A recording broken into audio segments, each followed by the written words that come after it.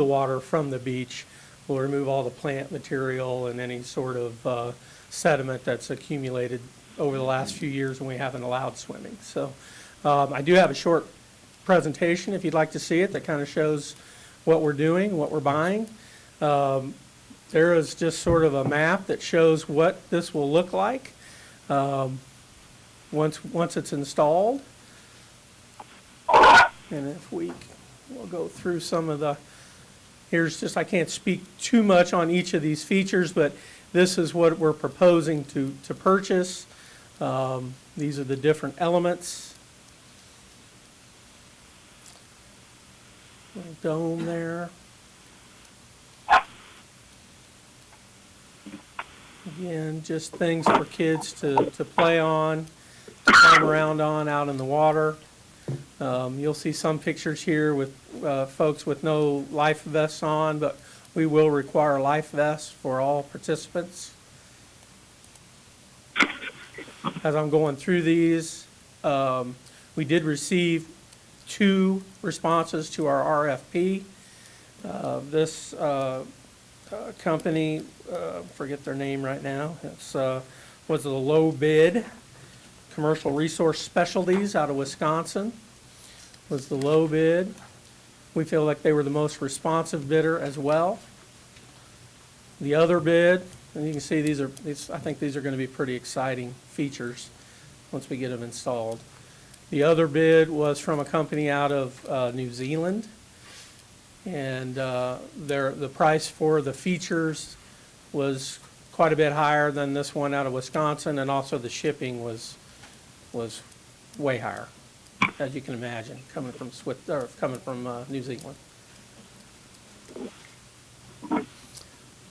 So yeah, I think there's a lot going on there. I think we're getting close to the end, but we're pretty excited about it. I think that's the tallest piece, the iceberg, little climbing wall.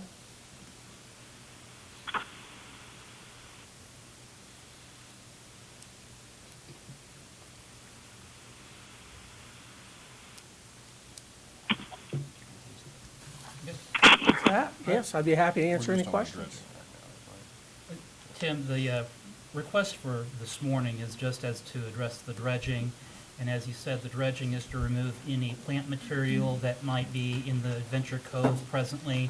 You're correct, and I'm sorry, I kind of got ahead of myself. That's We've got two items this morning, so I addressed them both at the same time. We'll get a little excited here. Yeah. We've gone. Sorry, Ms. Beck. So we've gone 3 years without having any activity at Adventure Cove. You're correct. Well, any swimming. Any swimming at Adventure Cove. So now, with the dredging, this will lower or increase the depth of Adventure Cove to Correct. From the Yeah. installation. So we're at an acceptable depth right now, but just barely. So we would like to see that increase a little bit for safety, and also just I think it's going to make a big impact on how much people are able to go in and enjoy the cove. So, Commissioner Mays? Tim, on the dredging portion of this, there's a couple of different ways that you can dredge a body of water. Are they going to drain it and dig it out, or are they going to hook up a pump to it? Or do you know? I do not know at this time. We're asking to go out for bid, and I think we'll find out what that process will be and what the cost will be. Okay. So. Well, I think that it's going to be important to make sure that we have a pleasurable experience for the participants. Removal of the plant material, it is one of the complaints that we have had. Right. Even though you're swimming in a lake, then you should anticipate plant material, but making it as acceptable as possible. As part of the process that we're going through right now with installing the pumps and screens that were previously approved, we've noticed that I don't think it's going to be a pleasant experience for people to walk off of that beach into certain sections of the water if we leave it the way it is now. So. Okay. All right. Is there any further comments? Commissioner Rippon, any questions? No, I don't have any questions. Okay. I'll move for approval. I'll second. Motion for approval by Commissioner Cook, second by Commissioner Mays. All in favor, say aye. All opposed? Passes 3-0. Our next item. Item B4, Consider approval of request to award bid to commercial recreation specialists for the purchase of a floating play structure, including required life jackets for installation at the beach area at Lake Shawnee Adventure Cove at a cost of $80,000 with funding from the 2020 Capital Outlay Funds and authorization and execution of contract C-515-2019 for same. Good morning, Commissioners. Tim Laurent, Parks and Recreation. So now let's talk about the floating playground. You've seen the slides. We believe that Commercial Recreation Specialties they're the low bid, but they're the most responsive bid. They're out of Wisconsin. We feel really comfortable and confident with what we're asking to purchase, and we think it'll be a great addition for the Cove. So I'd be happy to answer any questions. Couple of questions for Tim. So the material that's being installed, the equipment, is it of sturdy thickness? And It it's is- not going to be easily ripped or torn? Well, that was our first question, and so there is a chance that it could get damaged over time. I think as part of what we're purchasing, they actually give you some supplies and some information on how to repair tears or things that might happen. But it is, I can assure you that it is on par with all other floating playgrounds from a quality standpoint. So we don't feel like we are getting a lesser quality floating playground than the other bid. We feel confident that this will hold up well. Now, is the majority of this inflated or inflatable? It is. And so is it going to be something that is taken off the lake during the wintertime and then put back out in the spring? Absolutely, absolutely. We'll have to store it during the off-season. Commissioner Mays? So just to piggyback off of that question, I noticed in the bid, I think there was several $1,000s of it was installation costs. Yeah. Is this something that when we take it down and put it back up, is that going to be a recurring cost every year? No, I think that the first time out, the company will be here. They're going to do the install or help do the install, teach us how to do it. In future years, we'll do it ourselves. Okay, So- great. Thank you. Commissioner Rippon, any questions? Yes, I had a question about the life jackets. Is this the only part of the cove that will require life jackets, or will everybody just be required to put on a life jacket when they go out there? Or? What are our rules, Randy? I'm sorry, do we do life jackets on the paddle boats? Have we? I thought we had. So I believe everywhere that you're out there, other than just lounging on the beach, you're going to have to be wearing a life jacket. Okay, thank you. And then Tim, just as a kind of a broad scope, for the Adventure Cove, we talked about the dredging. We installed the pumps previously. This is the playground equipment that's going to be put in. We did the sidewalks to and from. The only last remaining piece is looking at the sand or increasing the sand and making that a pleasurable experience for Right. the parents that want to lounge in that area. Yeah. Do we have that as an upcoming item in future commission meetings? Depending on the cost, it may or may not be an upcoming item, but we are definitely going to improve the sand quality for the cove. So I know if you walk around there now, the sand is pretty coarse. There's some large rocks, different things. So that is in our plan to get that all cleaned up, get some fine beach quality sand, I'll call it, out there. So it is what I think people are expecting when they go to the cove. And so our final timeline, we should be complete and ready before the start of the 2020 season? Correct. Yeah, we've set an internal date of, I shouldn't throw it out here in case we don't make it, but we put an internal date of May 1st that we wanted to have everything complete, and that gives us plenty of time before we actually open the cove. But I think folks will be pleasantly surprised when they go out there. We've made a lot of improvements already, from landscaping and just different things, so I think it's going to be a completely different experience come next summer. I know when we closed down the Adventure Cove, there was a lot of pushback, and we were talking about rebranding, not just coming back with what we had, but doing something completely different. So this Yeah. has been a multi-year project to get to this point. Correct. So, any questions regarding the purchase of the equipment? None. I'll move for approval. Second? Motion for approval by Commissioner Cook, second by Commissioner Mays. All in favor, say aye. All opposed? Passes 3-0. Our next item. Thank you. Item B5, consider approval of request to award bid for the renovation of Field Number 1 at Dornwood Park to Topeka Landscape for $59,800 with $56,000 in funding from the remaining 2015 COP funds and $3,800 to be paid from the Capital Maintenance 3R Fund, and authorization and execution of contract C-516-2019 for same. Good morning, Commissioners. Randy Luby, Parks and Recreation. Last September, you gave approval for us to go out and solicit bids for the renovation of Field Number 1 at the Dornwood Complex. Topeka Landscape Company came in with the most responsive and lowest bid. We've done work with them before. We're very pleased with that. The work that they'd be doing is tearing out all the infield material, bringing in 3 to 4 inches of ag lime, tearing out the entire outfield, put in irrigation, and then resodding it. I'll be glad to answer any questions you have, and this is the last of the 2015 COP money that was designated for the Dornwood project. Randy, is it going to change the location of field number 1? No. What about the dugouts and backstop and the other equipment there? We have plans for all that. We just don't know right now where the funding's coming. We have overall a master plan that includes restrooms and concessions and the other, I think, 3 diamonds that need to be worked on. We just got to come up with the funding for that. Okay. So with this completion, this will put us about the halfway point of a total renovation for the Dornwood Park. I believe so. Any questions regarding this request? Commissioner Rippon, any questions? None. Pleasure of the commission. I move to approve. Motion for approval by Commissioner Mays, second by Second. Commissioner Rippon. All in favor, say aye. All opposed, passes 3-0. Thank you, Thank Commissioner. you. Our next item. Item C, corrections. Number 1, consider authorization and execution of contract C-517-2019, an amendment to the agreement with the Aramark Correctional Services for commissary services, including Aramark providing an interface to the newly implemented inmate tablets to increase efficiency to the purchasing process with no county funds expended for this agreement.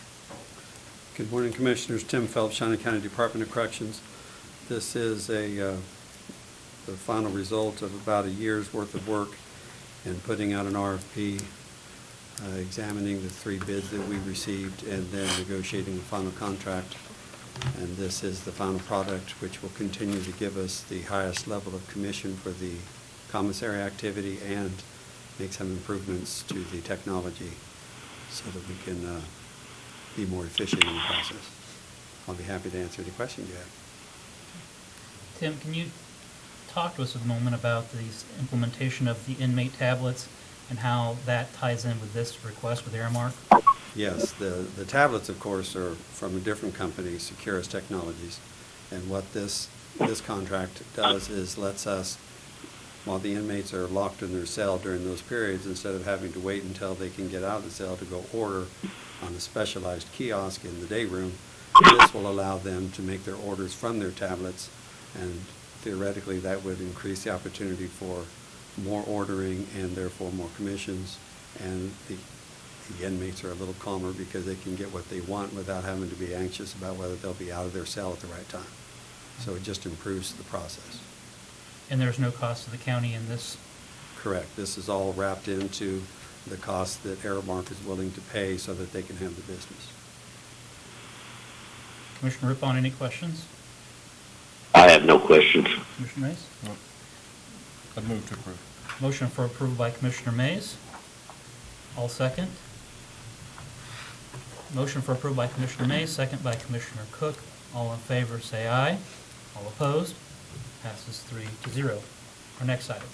Item C2, consider approval of request to accept bid for a 2019 Chevrolet Traverse from Don Hatton Chevrolet to be used for administrative purposes at a cost of $26,769.75, utilizing the remaining 2018 capital outlay funding and authorization and execution of contract C-518-2019 for same. Good morning again, Commissioners. Tim Phelps, Shawnee County Department of Corrections. As I understand, this is an opportunity that we seized to be able to make use of unexpended funds that by purchasing our transport van for a smaller amount, And now we can work at replacing a 2002 Taurus that we've been using for about 18 years now to do various administrative travels. And we used the state contract and in the purchase of this item. We attempted to use a local vendor, but they could not match the price or even come close to it. So this is what has been presented to you. Pretty good use of funds for the 2002 Ford Taurus. To last that long. Any questions regarding the request?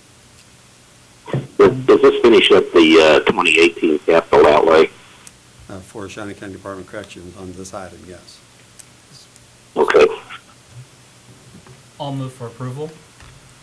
I'll second. Second. Second by Commissioner Mays, just beat you, Commissioner Rippon. So all in favor, say aye. All opposed? Passes 3-0. Thank you much. Thank you, Commissioners. Our next item.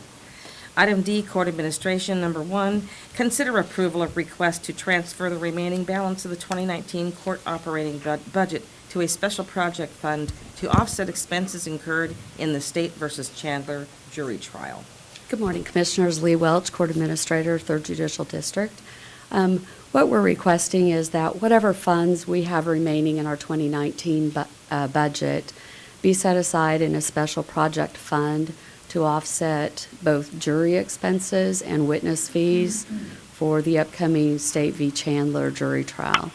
We actually anticipated that trial going forward in 2019. It was scheduled 2 different times and never actually made it to fruition. We are expecting that trial to take place in 2020 and feel this would be a good use of remaining budgetary funds to help offset some of those costs. Any questions regarding the request? None. I'll move for approval. Second. Second by Commissioner Rippon. All in favor, say aye. All opposed? Passes 3-0. Thank you. Our next item. Item D2, consider approval of request to purchase jury and conference room seating for multiple divisions in excess of $10,000 from BA Designs with funding from the 2019 court budget. Good morning, Commissioners. Lee Welch, Court Administrator, 3rd Judicial District.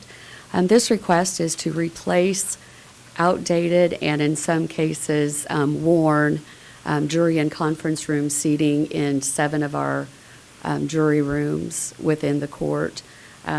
Most of the jury room furniture we have is from the 70s. It's well worn, and as the jury room is one of the first places, public appearance-wise, that the citizens have in contact with the courts, we would like to replace that seating with new seating. The bid that we have from BA Designs is for 70 armed chairs and 14 chairs that are armless, which would replace all the jury seating in our 7 courtrooms, or 7 jury rooms for a cost of $33,291.72. And this is within your budget for the 2019 year. This is within our 2019 budget. Any questions regarding this request? Pleasure of the Commission. None. Approve. Motion for approval by Commissioner Rippon, second by Commissioner Mays. All in favor, say aye. All opposed? Passes 3-0. And if I could make a clarification, I worked with Betty Greiner earlier this week. We have 4 different sources within the court budget that all have separate portions of our budget. And it's an issue that I did not catch. We have multiple projects going on, and we ended up with $68,000 in expenses to CDWG for miscellaneous computer equipment. We have a video remote interpreting project that we're doing through our IT services. So IT was purchasing equipment for that project, which included stands, mobile stands, and laptops. We had monitors being replaced in both court services and the clerk's office, and we had laptops and computers being purchased in court administration. None of the individual projects totaled over $10,000, but aggregate total was $68,000. So I'm asking for approval, perhaps forgiveness after the fact instead of permission, to approve these expenses that went through last week. Well, I don't know that it would need necessarily approval, but it would need probably acknowledgement that it Exactly. technically does not meet the purchasing guidelines for the county, and that we should have better due diligence in the future to make sure that we do comply with our purchasing guidelines of anything above $10,000. Absolutely, and those purchases took place over a 2.5 week period, so it was easy to miss the fact that they were, the aggregate total was in excess, but duly noted. Okay. Commissioner Griner. Promoting it.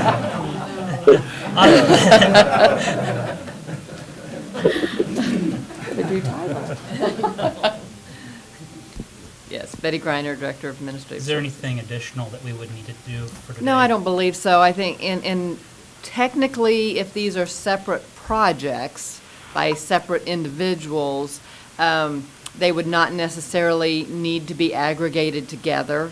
But there again, they were within a couple weeks' time, so we didn't want it to look like it was going around the purchasing policy, which that was not the intent. And really, if you look at them on an individual project basis, they really did comply with the purchasing policy. Okay, so this is more of a transparency. Yes, correct. Any questions, Commissioner Rippon or Commissioner Mays? None. All right, thank you very much. Thank you. Our next item. Item E, County Counselor. Number 1, consider approval of resolution number 2019-103, amending resolution 2014-110, reorganizing the reporting structure of the weed department to report to the Director of Public Works. Good morning, Commissioners. Jim Kraus, Shawnee County Counselor. The announcement of the item basically describes what this item is. It's very straightforward. It would amend Resolution 2014-110 to change the reporting structure for the weed department from Parks and Recreation to Public Works. Commissioner Rippon, do you have any questions or comments regarding this resolution? No, I think this will be a good move. I just feel like the Public Works Department's more of a county-wide department, and it'd be a better fit for our weed department. And then we've consulted with our Director of Public Works, Kurt Niehaus, and he feels that he's able to take on the supervisory role of the weed department. And I see him nodding up and down, so. Any questions? No. Is there a motion? I'll move for approval. Motion for approval by Commissioner Rippon, I'll second. second by Commissioner Mays. All in favor, say aye. All opposed? Passes 3-0. Thank you. Thank you. Our next item. Item F, Planning. Number 1, consider approval of resolution number 2019-104 for a conditional use permit to allow the construction of a new water tower, replacing the existing elevated tower and an office and warehouse at 7325 Southwest Auburn Road. Good morning, Commissioners. Randy Anderson, Planning Department. Get this thing going here.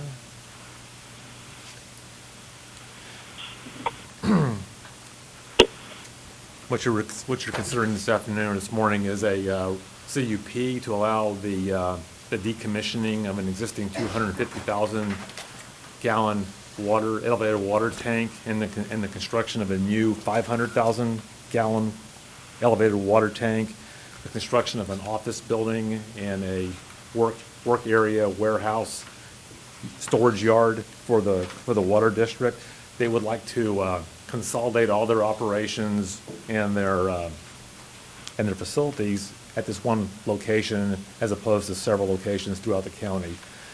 If you look at the aerial photo, the water tower is located right here. It was put in on the property in 1978, so it's getting near the end of its life.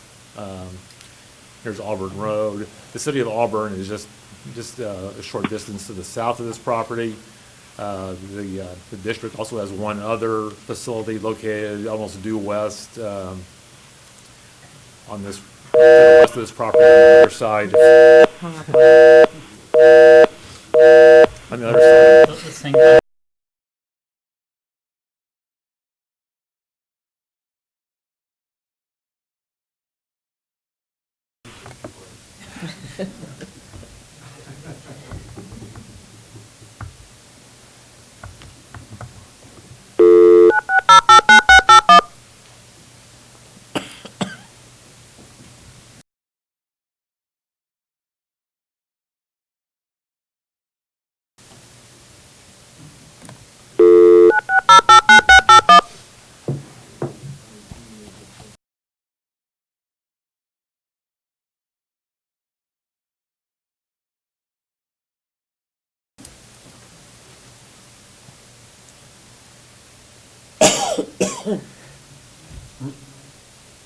Randy, why don't you go ahead and we'll pick up Commissioner Rippon here shortly. Okay, I'll talk slower.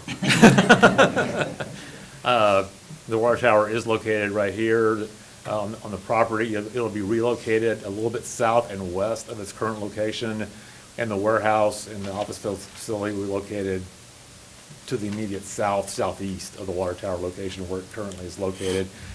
At the commission meeting, we had a couple of people who did show up. Their properties are located just to the northeast of this property.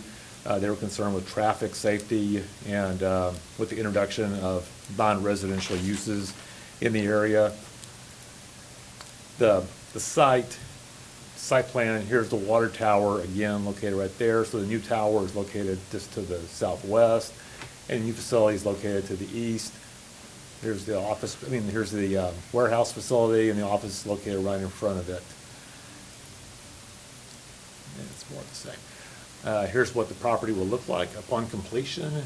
You're going to have a warehouse in behind that will be a metal building, tan colored, that will match or complement the color of the limestone colored office building. The water tower will be a little bit higher than what is there now. There are two other water towers in the immediate area. One is operated by this district. The other one is on 17th and Southwest Indian Hills Road. Both comparable size. When you drive out there, both water towers in the area, you really don't see the water tower that much. It's there, but it kind of blends with the sky in most of those locations. Here's a close-up. If you look real carefully on here, it does say, it does call out, these will be limestone exterior building materials that will clad the exterior face of the building. And they'll have a small sign out in the front with the name of the user and the site address. The Planning Commission heard this item in December and found that the use did comply with all the golden factors that are required for necessary approval of a conditional use permit. The commission unanimously recommended approval based on with these 6 conditions being imposed. The one thing I want to clarify is the applicant has indicated that he will supply a type of gravel on the property in the storage maintenance yard area and driveway going to the back of the property that will not produce dust, as is common for a lot of gravel surface areas. So they have met their dust control plan requirements. They'll just need to note that on the site plan. But other than that, the applicant has indicated he is in favor of wouldn't have any objection to the conditions, and so we are recommending approval along with the Planning Commission recommending approval. I'll be happy to answer any questions. Randy, currently at the site, you have a 25,000 gallon water tower. This is doubling it to a 500,000, so 250,000 to 500,000 gallon water tower. Yeah, and they're getting some efficiency by consolidating their operations with one tower, getting added pressure to fill out their area and to be ready for expanding uses in the Auburn area and southwestern part of the county. So we find it a very meaningful improvement for the long-term build-out of that part of the county. Currently, there's no office or warehouse at this location. Correct. Right now, there's just a water tower with a fence around the base, and this will expand the water tower and add and consolidate all their operations, which are currently around in various properties in the county, into one site. Can you address the traffic concerns or what increase of traffic that we might anticipate? Probably not much. I think the reason why the this other slide. I think the reason why this individual I think I've lost him. was concerned about it is primarily during the construction phase. There's going to be trucks and other equipment coming in to install the water tower. Auburn Road is a fairly narrow road. It also has elevation rises and falls down through there. The concern was if you have a slow-moving vehicle coming into the property, if someone's coming over that hill and there's somebody down there at the bottom doing something to get a truck onto the property, there could be possibly an issue. What we've asked them to do is to dedicate additional right-of-way, half right-of-way on their side of the road to allow for the eventual expansion of Southwest Auburn Road, and also to execute a controlled access agreement for the entirety of the length of that property. So eventually, those two items will mitigate traffic concerns when the road is eventually improved, and it will limit access off that road when it's improved. So we believe that's as much as is practical for any applicant. Once the operation is fully operational and there's not construction traffic going into the property, you're not going to have much traffic at all. It's not one of those kind of uses that's a traffic generating use. It's a utility company. So it's a short-term period, 6 months to 8 months, when they're putting in that part of the project where you have the heavy equipment coming onto the property and leaving the property. That was a concern. Commissioner Mays, any questions? Nope. Commissioner Rippon rejoined us. You have any questions regarding this item? I'm sorry, I missed part of that presentation. Will the old water tower then be removed when the new one's in? What's the timeline for the removal of the old water tower? The water tower that's there now can't be removed until the new tower is up and operational and is online. It will be removed promptly as soon as that transfer of facilities takes place. So for a time, you'll have 2 water towers there. So the tower is scheduled tentatively by the applicant, I think April 2021. So I don't think they're going to be starting right away. But for a period of time, there'll be 2 water towers on the property until the second one is fully online. So once the new tower is built and constructed and the water transferred over, then you'll take down the old one? That's correct. Commissioner Rippon, any other questions? That was my only question.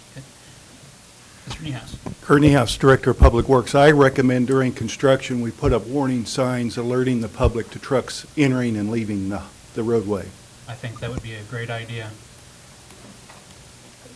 It would also be a bad idea to have somebody out there who does signaling. If the truck is actually going that slow, someone should be a spotter wherever the elevation limits the site visibility. So if someone's coming over a hill down to this, someone's up there controlling the traffic a little bit. I think that could be, would you want that as an additional condition, or to talk to the water district about having that? I'll talk to the district first, and I think it'd be appropriate to add that if they're amenable to it or not. I think it's because of the way the road is right now. It is somewhat of a hazard for those moments when somebody's coming on the property and slow moving. I'll let them speak. And At this time, I would make a motion to open a public hearing. Is there a second? Second. Motion made by Commissioner Cook to open public hearing, second by Commissioner Mays. All in favor, say aye. All opposed? All right, we are now in a public hearing. Are there members of the Water District that want to speak on this item? Good morning, Commissioners. My name is Nathan Rewerts. I reside at 10749 Northwest 4th Street, west of Topeka. I am the Secretary-Treasurer of the Water District and have been sent here by them to seeking this conditional use permit. I think Randy's done a great job of going over really traffic being the only concern out there. To answer your question, Commissioner Rippon's part of the contract for the construction of the water tower, that company will also decommission. So they don't get their final payment until the old tower is taken down. Good. A couple other benefits that this tower will give is we're kind of a goulash of smaller water districts that have come together, and when you meld those together, you end up with different engineering of towers. And so we have the Roy Tower, which is at 41st and Roy Road, which is the most recent one we built. When we started that construction project, we had 9 water towers in our district. When we when we put that tower online, we took 6 down. We took the most noticeable would be the one at Auburn Road and I-70, the blue tower that was up there. We took down some standpipes. So we're down to 3 towers now. 41st and Roy, we call this the Auburn Tower, and then we have a standpipe just to the east of Dover on 57th Street. All 3 of those towers have different topping levels. So to keep what is becoming extremely expensive water from the city of Topeka from overtopping those towers, we have to reduce the pressure on Auburn Road at about 54th and Auburn Road. So the houses, this sits up on top of a hill, so all these houses are going to go from about 40 PSI to about 52 when we put the new tower in. Another issue that you run into is those PRV valve, those PRs don't let water flow the other direction. So water goes through them and it stays in the 5400 block. We have to do deferred maintenance on our water tower. We need to get it repainted, the one at 41st Street. So we would have to drain that, take it offline. We have no elevated water storage at that point for anybody who lives north of the 5400 block of Auburn Road. So this will create a redundancy. It'll take us from 750, or take us up to 750,000 gallons of elevated storage. One of the comments at the meeting was, how it looks, where it's at. It's 150 foot tall. We can't hide the water tower. So it'll have the concrete base with a bowl on top as they're constructing it. I think previously on the 41st and Roy Tower, 3 concrete trucks a day was all that came in to pour the base of it. As that goes up, they erect an interior crane, so there's no exterior crane on site. They'll just do that. They'll build a bowl with the interior crane, and the only time there will be a true crane on site will be when they go to put the top on it. We anticipate sending this out to bid in February. There's really only 2 companies in the United States that build water towers. So we're probably looking at 9 months by the time we get it up, painted, filled, tested, all the approvals for it. It'll probably be next April or May before we get those online. So, and then as far as the warehouse goes, and the office building, when I drive down Auburn Road, I see Morton-style buildings built everywhere, so we wanted to kind of keep it in the effect of that. But the front of the office being limestone obviously helps blend it in a little bit with the rural landscape. Commissioner Rippon, any questions from the Water District? None at this time. Okay. I don't have any. Thank you. Thank you. Are there any members of the public that wish to speak in favor or opposed to this application? Seeing none, at this time I would move to close the public hearing and adopt the conditional use permit. Second. Motion made by Commissioner Cook to close and adopt the conditional use permit. Second by Commissioner Mays. All in favor, say aye. All opposed? Passes 3-0. Our next item. Item G, Sheriff's Office. Number 1, consider approval of the reclassification of a mechanic supervisor, range 14, step 9, to a sheriff fleet supervisor, range 16, steps 9, at a total increase in wage of $7,912.20, including benefits, with funding from the 2020 sheriff's budget. Good morning, Commissioners. Under Sheriff Jay Semeka. As with any reclassification at the Sheriff's Office, we have consulted with Human Resources for their approval on our vision to do this. I would stand for any questions at this time. Any questions? Pleasure of the commission. Move to approve. Motion for approval by Commissioner Mays. Second. Second by Commissioner Cook. All in favor, say aye. All opposed? Passes 3-0. Our next item. Item G2, consider approval of request to offer a candidate the position of a criminal intelligence analyst at a cost of $30.71 per hour, with funding from the sheriff's budget. Good morning again, Commissioners. Jay Semeka, Under Sheriff. I think this item has been before you previously as part of Sheriff Hill's vision in an effort to reduce and prevent crime. This is a needed position for our agency. As we see it, not as an entry-level position, but one that brings an individual that brings a lot of experience in investigations, field operations, operational development, et cetera, et cetera. We did identify an individual who fits that criteria with over 30 years of law enforcement experience, over 10 years of major crime case investigation, and we would ask for your approval to pay this individual at that rate. Any questions? Pleasure of the commission. I'll move to approve. Motion for approval by Commissioner Mays, Second. second by Commissioner Rippon. All in favor, say aye. All opposed, passes 3-0. Our next item. Item G3, consider approval of request to retire and transfer ownership of the dog Bolt to Sergeant Brad Metz, who has been his last assigned owner and will be responsible for all care and financial considerations. Good morning again, Commissioners. Under Sheriff Jason Mecca. Bolt has been a valuable asset for our agency for approximately 11 years. The normal lifespan for a working canine is around 10 or so. So we definitely got our time and money's worth out of this canine. And I believe Captain Acree spoke in Administrative Communications last week, identifying some of the attributes of this animal. And we'd like to retire it to its handler, which is fairly customary in this line of work, so that it can live out its remainder of its years with its family. So, With the retirement of Bolt from the sheriff's office, do we have backup canines, or are we going to be looking at getting a new canine? yeah, good question, Commissioner. Actually, in July, we had a private donor donate $18,000. A canine is normally in the range of $9,000 to purchase a new canine. Then, of course, you have the training, the maintenance cost. We do receive our food for free from Hills, which is a nice commodity for us. The new canines, we got 2 of them. They have just completed their initial certification. We have a very robust training program, and we do that in collaboration with the Kansas Highway Patrol and other law enforcement agencies.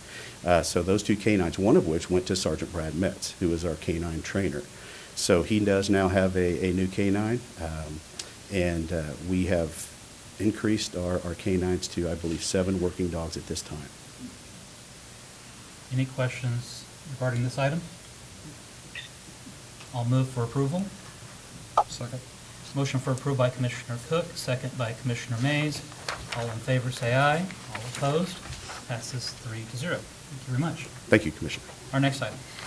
On H, Administrative Services, number 1, consider approval to appropriate $27,594.95, the remaining balance from the Transient Guest Tax Fund, to the Stormont Vail Event Center for marketing, sales efforts, and expenses associated with upcoming events.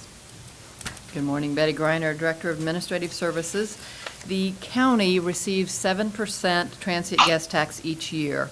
1% of that is designated for the Sunflower Soccer Association complex. The remaining 6% is allocated by the commission or appropriated by the commission to an organization for the purposes that she read. Most years, all 6% of that has gone to the Stormont Vail Event Center. Prior to 2011, we would estimate an amount of that transient guest tax, and then that amount would be paid out to the organization. We now use a percentage of that, and 100% of it currently, of that 6%, goes to the Stormont Vail Event Center and will for 2020. But in the prior years, when we used an estimate, if more tax money came in than was estimated, there was not authority to pay that out. So over time, that accumulated to a balance of $27,594.95. What I'm asking is for permission to pay that out to the Stormont Vail Event Center so that those funds can be used for the purpose that they were intended. Any requests or, I guess, comments or questions? Betty, can those funds be used for other venues or other, even within the county? Well, they can be, any organization can request money for that. As far as internally, I'm not certain of that, or whether it can go towards internal uses, or if it is, I think in the past, it has always been appropriated to outside organizations, outside of the county, outside of the county government. But I really do not know the answer to that question. Okay, thank you. Any other questions? Pleasure of the commission. Move to approve. Motion for approval by Commissioner Mays. Second. Second by Commissioner Cook. All in favor, say aye. All opposed? Passes 3-0. Our next item. Item H2, consider approval of request to transfer 2019 contingency funds in the amount of $144,000 to a project fund for courthouse exterior repairs. The exterior of the courthouse needs repairs to the front steps, the railings, and the sidewalks. Back in 2015, the COP funds, we designated $1 million for deferred maintenance. All of that has been spent, except for $106,000. We have that amount left, which is designated for this courthouse exterior. The cost for these repairs is about $250,000, which leaves $144,000 that we still need to fund. What I'm asking is, I'm asking for approval to transfer $144,000 from the 2019 contingency fund to a project fund for these courthouse repairs, so that we will have the total $250,000 set aside to get these repairs done. We would anticipate going out for bid then in 2020? Yes. For repairs to be hopefully done in 2020 to the outside exterior? Correct. Any questions for Betty regarding this item? I'll move for approval. I'll second. Motion for approval by Commissioner Cook, second by Commissioner Mays. All in favor, say aye. All opposed? Passes 3-0. Our next item. Item H3, consider authorization and execution of Resolution 2019-105, an amendment to Resolution 2019-83 to allocate 2020 alcohol tax receipts on a percentage basis and to allocate and pay $4,036.22, the remaining 2019 balance, to the Special Drug and Alcohol Fund to Vallejo Behavioral Health Care Detox. The county receives state alcohol tax money. That money, then the Alcohol and Drug Council makes recommendations to what programs should receive that money, and then the county commission actually appropriates those funds. The council has made their recommendations for 2020, and they are for Vallejo Behavioral Health Care, which is for detox, 3rd Judicial District Drug Court Program, and Prevention and Recovery Services, PARS, for evaluation and intervention. In the past, as I had talked about with the transient guest tax, in the past we have given them an estimate, and then the council has made recommendations on how much that estimate would go to each organization. Again, if the funds came in higher than was estimated, there was not approval to pay those funds out. And in fact, if the money came in less than the estimate, then we were only able to pay out what we had received for that year. So at the end of 2019, that fund had a balance in it of $4,036.22. What I would like to do is I would like to change the process of paying these funds out. I would like to change it from a dollar amount to a percentage. What I've done is I've taken the actual recommendations that the Alcohol and Drug Council made in dollar numbers and have basically calculated the percentages that those amounts would be. So what I'm asking is to change the dollar amounts to percentages. That way, for whatever money comes in, we will turn around and pay that out to these organizations on that percentage basis. Therefore, all the money that comes in will be immediately used for the purpose that it was intended. The Alcohol and Drug Council has looked at this, and they have unanimously approved this request that I made of them, and I'm now making of you. In addition, I would also like to pay out the accumulated balance that is in there. As I mentioned, if the alcohol tax came in less, then we were not able to pay out all of that estimate. In 2018, Vallejo's allocation was short $4,129.18. So what I would like to do, that is just about the same amount as we have a balance that's accumulated in there. So I would like to pay that balance out to Vallejo. The council has also unanimously approved that. So I am asking for your approval for this resolution, which would amend the process to pay out based on a percentage and then to pay out the balance. Are there any questions for Betty? All right, I see representatives from Vallejo present. Are there any comments from Vallejo or PARS or the 3rd Judicial District Drug Court? They were all in agreement. All right. I'd move to approve. Motion for approval of the request by Commissioner Mays, Second. second by Commissioner Rippon. All in favor, say aye. All opposed, passes 3-0. And also clarify that motion was to approve both requests. Yeah, of course. Thank you. Just want to keep the record clear. Our next item. Item 5, Administrative Communications. This is an opportunity for any department head or member of the public to address the commission on any item of your choosing. Good morning, Commissioners. Kellen Site Inspector of Venue Management in the Stormont Vail Event Center. Wanted to wish everyone a happy early New Year's Eve. Tomorrow night we will be hosting a very exciting event at the facility. It's the PRCA New Year's Eve Extreme Bull Riding event. We're very fortunate to have the 9-time PBR Stock Contractor of the Year, Chad Berger, who just won again this year in his bull, the championship bull of the year that all the best bull riders in the country ride. Will be here tomorrow night. That bull's name is Smooth Operator. The event tomorrow starts at 7 p.m. And tickets start at $10. So if you don't have New Year's Eve plans, it should be an exciting event. Get you out of there about 10:30. And back to celebrate the new year and ring it in your own style. So thank you for that. Thank you.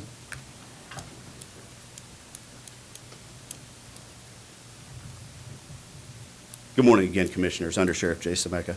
As we close out 2019, one of our main goals was to continue to build partnership capacity, both internally and externally. And I would like to thank some individuals in their departments at this time for a really productive 2019. Ms. Angela Lewis and her staff at HR. We've had a lot of change, as you know, with the new sheriff and probably double-digit promotions and changes within our agency, and we've kept them very busy. Her and Mike Augustine have been absolutely wonderful. Ms. Betty Greiner in Audit Finance. As you know, just about every time we come up to the podium, it regards money. And then balancing that budget internally and how we facilitate the use of those funds is very important. Major Hubler does a very good job at that. So those two entities, obviously the Department of Corrections, we've been trying to fill up their facility the last few months and will continue to do so. So Brian Cole and his staff, very, very wonderful to work with. Mr. Jim Crow, we always have legal issues. In between our legal advisor and that man over there, we resolve those quickly and prevent other issues, it seems like, along the way. And then we know that the commission has had a change, obviously, with Commissioner Archer's departure and then Commissioner Rippon coming on board. And it has just been a very good relationship. We want to continue that in 2020. So I just want to wish you all a Happy New Year. That goes out to everybody here. And the Sheriff's Office, as well as the other local law enforcement agencies, will have increased patrols. tomorrow night. The weather's supposed to be pretty decent, so we'll be out there in force, keeping everybody safe, and just want to say Happy New Year. Thank you. Thank you. Any other administrative communications from department heads or members of the public? Commissioner Rippon, do you have anything to lead us off the year with? I do not. Commissioner Mays? Nope. Have a happy new year. Stay safe. Okay.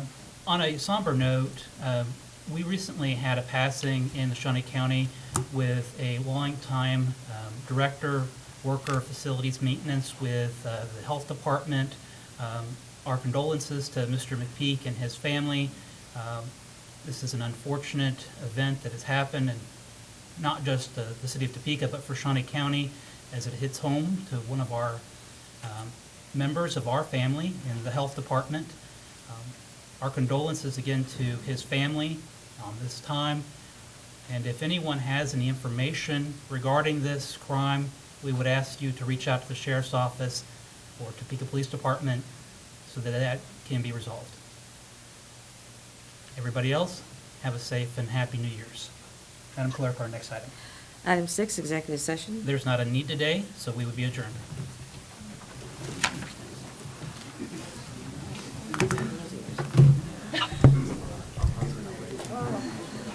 If you catch a cold for New Year's, it's not me, it's not me. I had one. Oh, well, I'm- then.